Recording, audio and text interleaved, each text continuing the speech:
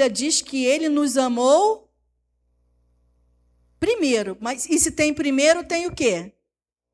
Tem segundo. Ou seja, ele amou você primeiro para que você o ame de volta. Ele se sacrificou, Jesus se entregou pela sua vida, não é para que você viva do seu jeito, de qualquer jeito, é para que você também se entregue a Ele. E como ele disse em várias ocasiões, é o carregar a sua cruz, é o negar-se a si mesmo e segui-lo. Ele não disse assim, ó, segue a sua vida. Ele disse, não, cada um tome a sua cruz e faça o quê? Me siga. Então, o amor de Deus, ele exige uma reciprocidade. Não é esse amor que entregou tudo e não espera nada, não. Ele entregou tudo para nos ter de volta. Então, até com Deus existe essa reciprocidade. E a gente tem que tomar muito cuidado nos nossos relacionamentos, porque tem pessoas que só querem receber. Né? Há pessoas que nunca chegam perto de você e perguntam: por que eu posso orar por você? Como você está? Eu conheço gente assim, que quando se aproxima é assim, ora por mim, ora por esse amigo, ora por você que é minha família, ora por você passando por isso. Mas nunca chega e fala assim, por que eu posso orar por você, pela sua família? Gente, isso é reciprocidade. Né? Não é só receber. Oração, eu quero receber. Eu venho na igreja só para receber. Eu faço isso só para receber. E quando que vão me dar? E quando que a igreja vai fazer alguma coisa por mim? E quando que o pastor vai... Pastor, o que eu posso fazer? Como é que eu posso servir a igreja? O que eu posso fazer? Então, esse homem agiu com reciprocidade. Aquela mulher era tão generosa com ele que ele a chamou e aí ele começa a fazer umas perguntas. Ele diz para ela assim: olha, o que você precisa? Eu conheço o rei. Você quer que eu peça alguma coisa ao rei por você? O que você está precisando? Imagina se hoje alguém falar assim: olha, eu conheço o prefeito de Petrópolis. Você quer que eu peça a ele alguma coisa por você? Todo mundo teria. Podia não ser por nós, mas podia ser pela nossa rua, pelo nosso bairro. É um familiar que pode estar precisando do emprego. A nossa rua, o transporte, a iluminação. Todo mundo ia ter alguma coisa para pedir para o prefeito. E essa mulher diz assim: não, eu estou bem. Eu estou muito bem. Ela era rica. Quer que eu interceda? Você está precisando de algum favor? Não. O que eu posso fazer por você? Não precisa fazer nada. Eu estou bem, não preciso de nada. E aí continua a história. Mas o profeta perguntou para o servo e diz assim: o que se pode fazer por ela?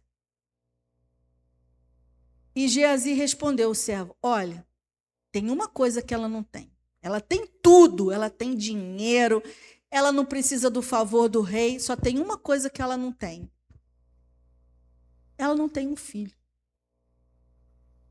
E aí o profeta, usado por Deus, diz para ela, faz uma promessa de Deus para a vida dela. E o Eliseu diz assim: olha, passa mais um versículo. Vê que ela não falou sobre o filho com Eliseu, né? Não preciso de nada, eu tenho tudo. E diz assim, chamou, ela voltou, continua, eu vim.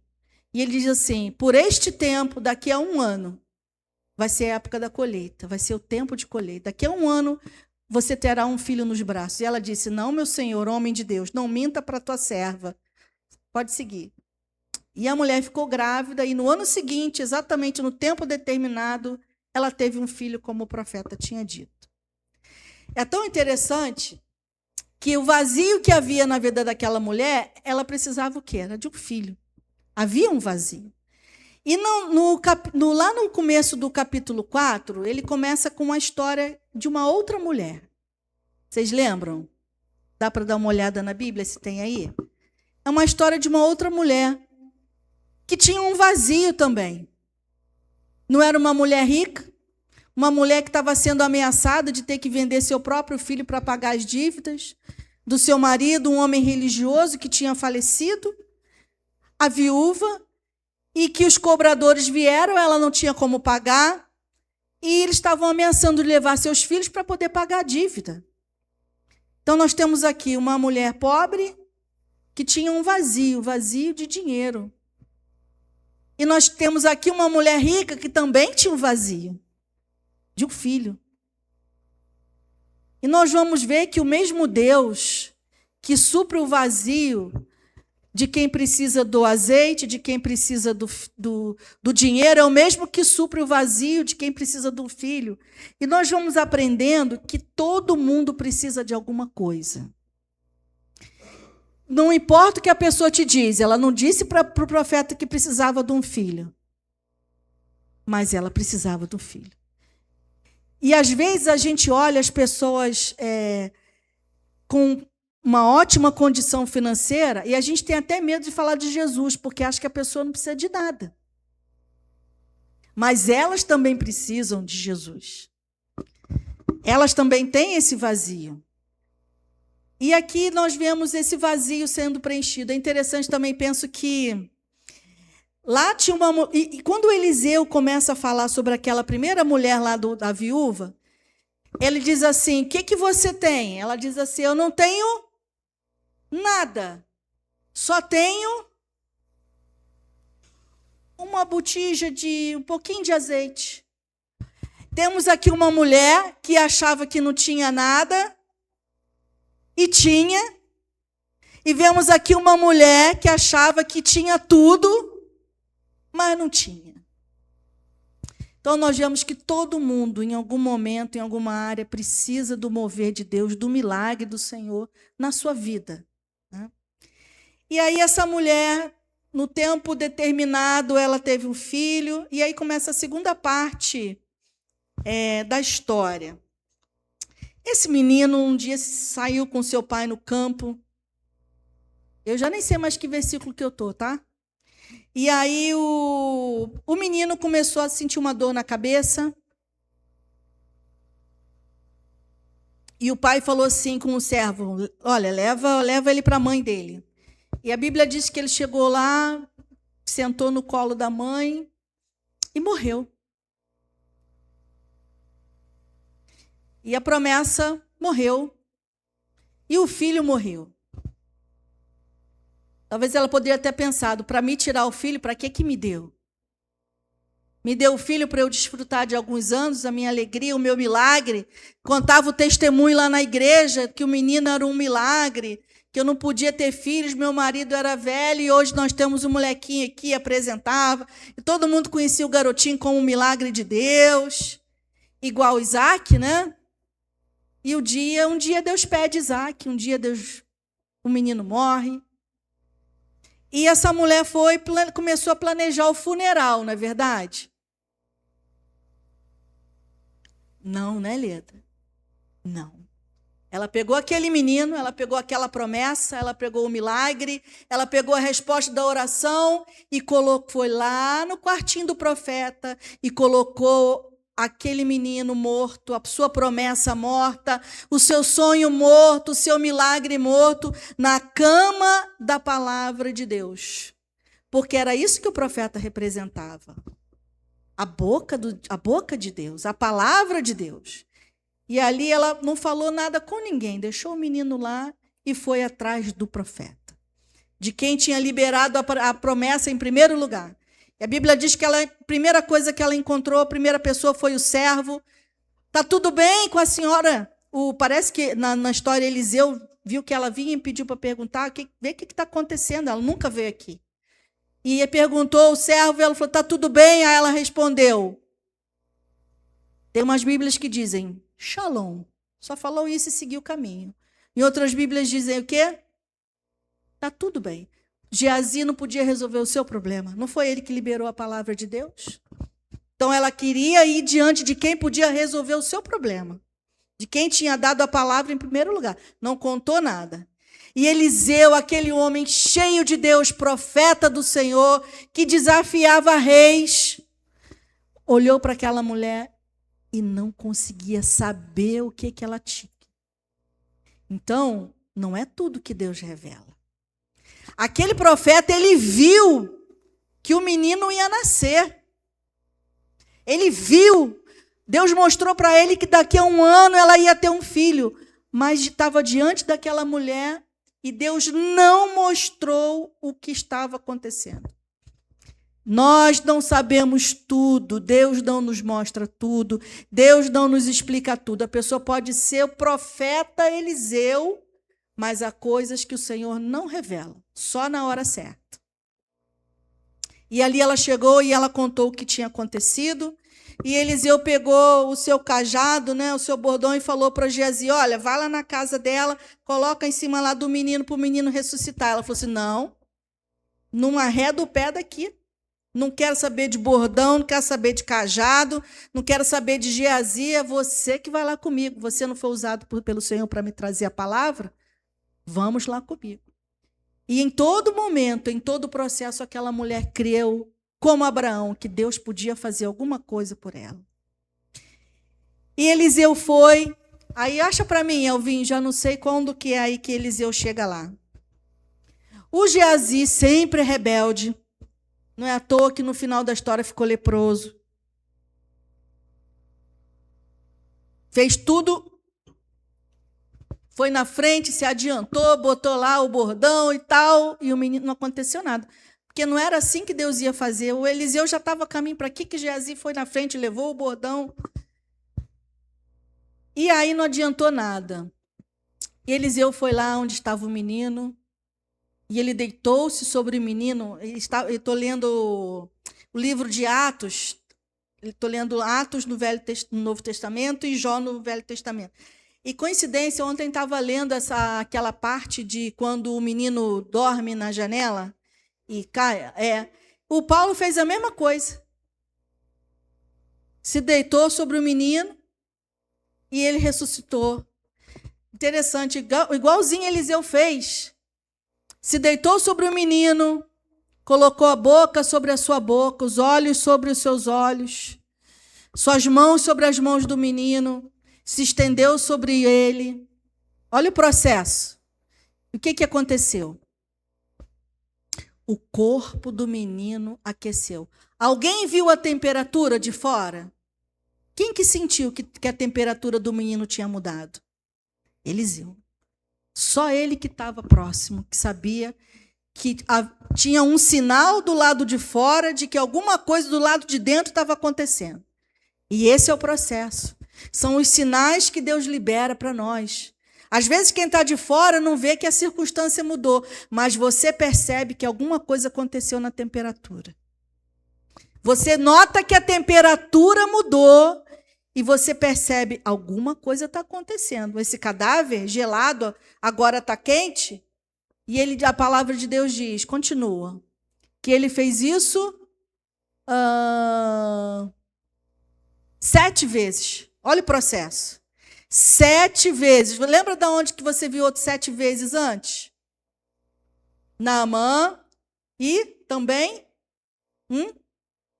Elias, as muralhas. Então, não é o número 7, é o que ele significa. É algo completo. Né? E ali ele fez a mesma coisa, diga, processo. E o processo na vida dessa mulher foi doloroso. Enfrentou a decepção, o fracasso, a tristeza, o luto. Foi um processo. E a Bíblia diz o quê? Que o menino... será que eu confundi que ele fez isso 7 vezes? Ou a Bíblia diz que o menino espirrou 7 vezes. Então, perdão, não diz que ele se deitou 7 vezes, só diz que ele tornou a subir, ou seja, ele fez isso mais do que uma vez, né? Diz que Eliseu se levantou, andou pelo quarto, de um lado para outro, creio que ali ouvindo ao Senhor, e tornou a fazer a mesma coisa. E aí o menino espirrou e abriu os olhos. E a coisa mudou. E a circunstância se transformou. E diz ali a Bíblia que Eliseu entregou o menino para sua mãe. E o que isso tem a ver com a nossa vida? Que o Senhor está nos chamando para crer nos milagres. Enquanto estava preparando essa palavra, eu lembrei que o pastor, semana passada, pregou sobre ressurreição também de Lázaro, não é, pastor? Foi quinta-feira passada? Acho que foi quinta-feira passada. Quinta-feira passada. Então, mais uma quinta que falamos de ressurreição. Não é coincidência, o Senhor quer trazer essa palavra de ressurreição para a nossa vida, para aquilo que a gente considera morto, as áreas mortas, as promessas mortas, os milagres mortos, as pessoas mortas, os relacionamentos mortos. E o Senhor está nos chamando para crer no processo. Que às vezes Ele vai ressuscitar assim como Jesus fez, tocou lá no caixão lá do filho da viúva e o rapaz ressuscitou. Mas algumas vezes o Senhor vai fazer isso, é um processo. Em que primeiro a temperatura muda, ninguém consegue enxergar, mas você percebe que Deus está fazendo alguma coisa. Daqui a pouco o menino espirra, e o Senhor nessa noite está nos chamando para crer. Crer que as nossas circunstâncias podem ser transformadas. Crer que Ele é o Deus que ressuscita. E que se nós estamos sentindo a temperatura mudar, o Senhor está dizendo para nós nessa noite, não é impressão sua. Não é impressão sua. Alguma coisa está acontecendo. Creia. Creia. Não aconteceu como aquela mulher queria, porque para ela não queria nem que o menino tivesse morrido. Não aconteceu quando, não aconteceu o quê, não aconteceu como, mas aconteceu. O Senhor fez do jeito dele. E esse é o processo do milagre, né? Antes, a gente escuta tantos testemunhos, né? Mas primeiro vem o teste, para depois vir o munho. E aí vira o testemunho. Mas na hora do teste, se você for perguntar, todo mundo contando lá o testemunho de Lázaro e visitando lá Betânia para conhecer, esse é o morto que ressuscitou. O pastor falou aqui quinta-feira passada de um rapaz na igreja que ele conheceu. O testemunho é maravilhoso, mas só o munho, porque a hora do teste, perguntar, Lázaro, como é que foi morrer? Como é que foi ficar no túmulo? Como é que foi esperar Jesus ressuscitar? A gente ia ver o outro lado do testemunho.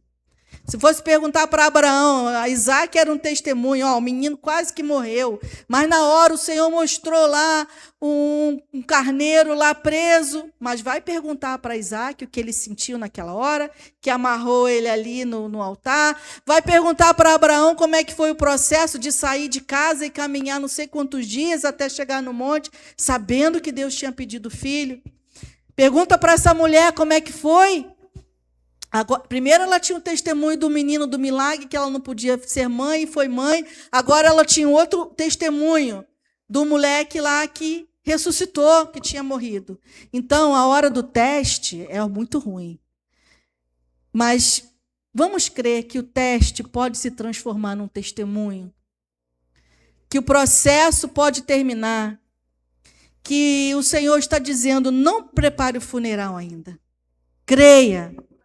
Creia, passe pelo processo de ir lá no profeta, voltar para casa, e toda aquela vez que o profeta andou de lado para o outro e se deitou ali, mas passe pelo processo. O processo é para a nossa edificação, é para a nossa unção, é para o nosso fortalecimento. Precisamos acreditar que em Deus, apesar das circunstâncias. Segunda quinta-feira que o Senhor quer, mesmo sem dar o nome da campanha, não é quinta de campanha, mas é a segunda noite que a gente fala sobre ressurreição. O que será que Deus está querendo ressuscitar na nossa vida, nas áreas da nossa vida, na nossa família, os sonhos, as promessas, as profecias, as revelações?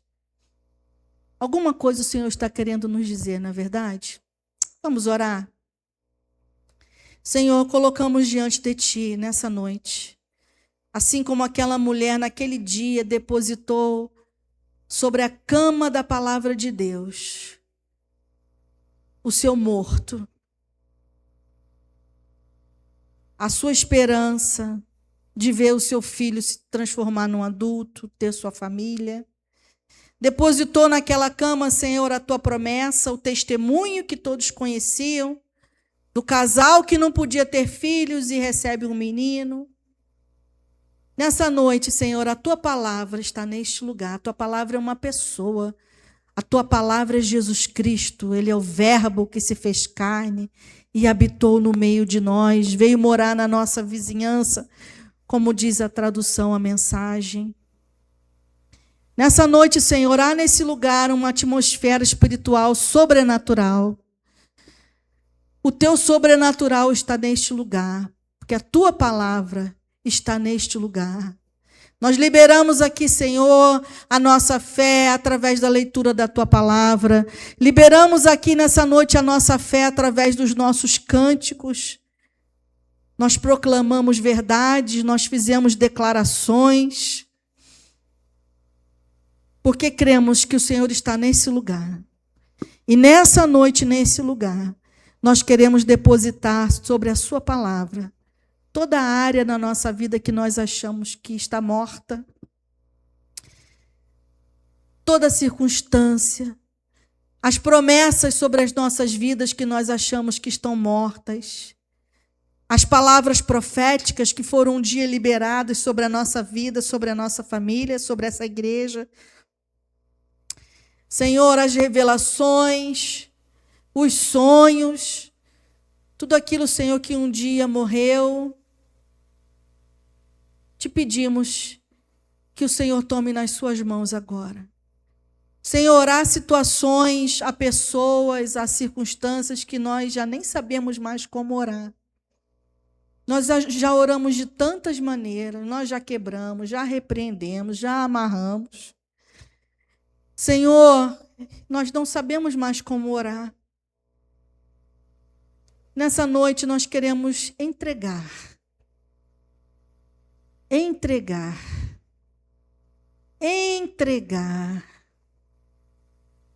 diante do Senhor, colocar diante do teu altar. Assim como aqueles amigos, aqueles 4 amigos um dia subiram pela parede, subiram no telhado, abriram um buraco e baixaram o seu amigo ali na sua frente, Jesus.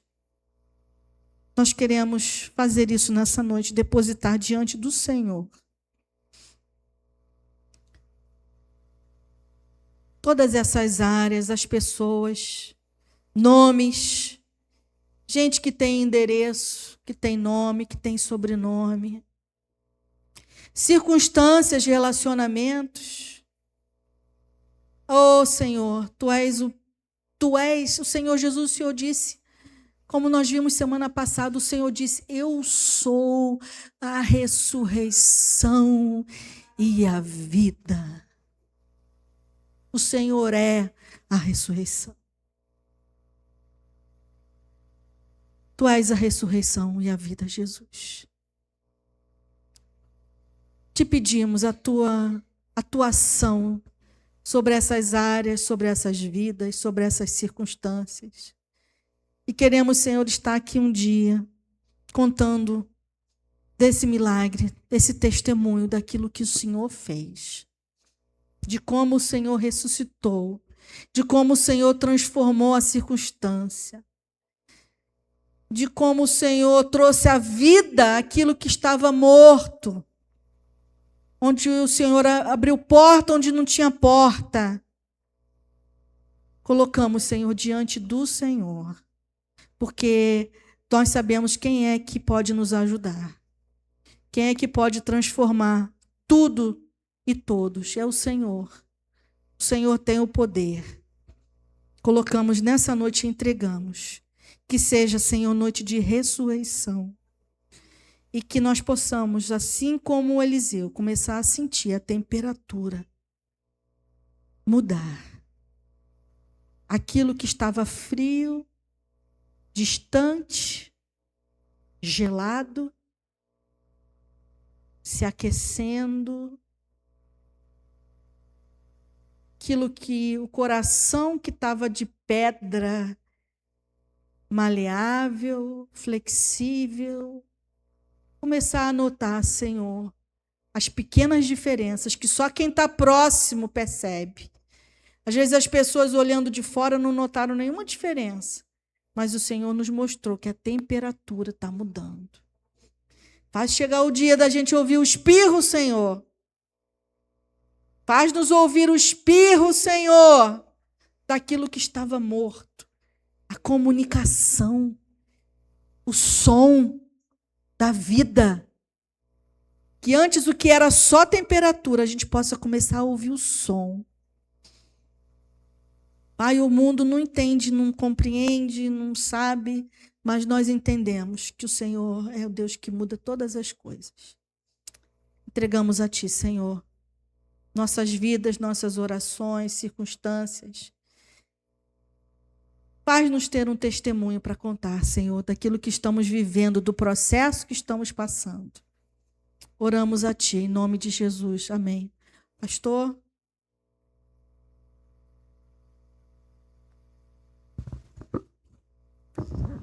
Graça e paz, amém? Glória a Deus. Esse Deus é poderoso, né, irmãos? Nós aqui não fazemos campanha, né? Até porque Deus não obedece a gente, né, irmãos? Já pensou se Deus obedecesse a nossa agenda? Ele não seria Deus. Quem seria Deus? Nós seríamos o Deus dele, né? É o contrário, nós obedecemos a agenda de Deus. Mas eu estava ali de cabeça baixa e tenho contemplado tantos milagres que Deus tem feito aqui nesse lugar. Porque não há necessidade, a campanha disso, campanha daquilo. Não. Deus, Ele faz dentro da agenda dEle, segundo a vontade dEle, como Ele quer, a hora que quer e quando quer. Então, esse negócio de campanha para mim não funciona. Minha campanha é todo dia. Nossa campanha é todo dia. E dia a dia nós vamos vendo milagres. Porque o Senhor, Ele é bom, Ele faz. Às vezes não faz no meu tempo, não faz no seu, mas Ele faz no tempo dEle. Às vezes não faz o que eu quero, mas Ele sempre faz o melhor para mim e para você. Não o que nós queremos. Talvez o que nós queremos vá nos fazer mal, mas Deus nos envia aquilo que precisamos. Esse é o nosso Deus. Por isso que é o Deus que supre as nossas necessidades. Não é o Deus que faz as nossas vontades. Estão se pregando aí um Jesus que é empregado, que faz a vontade. Não. Jesus não é o pai otário, não. Jesus é um Deus poderoso, aleluia. É um Deus que se impõe e ama os seus filhos e vai fazer o melhor para os seus filhos. Saiba que Deus tem o melhor para a tua vida, para a tua família, para a tua casa. Mesmo que aos meus olhos eu não entenda como o melhor, mas na mente de Deus, nos propósitos de Deus, é o melhor e nós vamos saber lá na frente. Nós vamos enxergar lá na frente. E Deus tem ressuscitado situações, sonhos, promessas. E não se engane, irmãos. Você será alcançado. Talvez não chegou a tua vez ou a minha vez. Mas a agenda de Deus tem dia e hora marcada e ela não falha. Deus não falha. Nós falhamos. Às vezes eu prometo alguma coisa à pessoa, né? Você, a gente promete porque a gente quer fazer. Mas aí a gente fala assim, poxa, fulano, me perdoa. Não deu. E não foi de hipocrisia. É porque realmente não deu. E isso daí é suscetível a mim e a você. Mas o nosso Deus não. Quando Ele fala assim, eu vou fazer, Ele faz. Eu vou curar, Ele cura. Morreu, não se importa, eu vou ressuscitar. Diabo levou, isso eu vou devolver. Isso não, porque isso daí estava te atrapalhando, mas isso daqui eu vou devolver. Eu vou te restituir. Esse é o nosso Deus. Vamos nos colocar de pé? Vamos cantar um louvor aqui? Aleluia. Eu vou deixar para a equipe de louvor, porque não vou botar vocês na prova.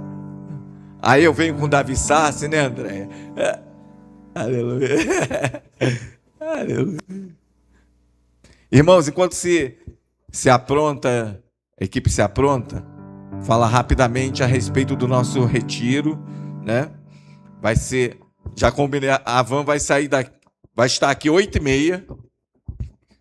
A gente vai ter o culto na quinta-feira, provavelmente meio desfalcado de som, porque durante a semana eu já vou levar o que a gente for usar, vou deixar na casa do meu filho, que é pertinho do sítio, então já fica fácil da gente fazer o translado.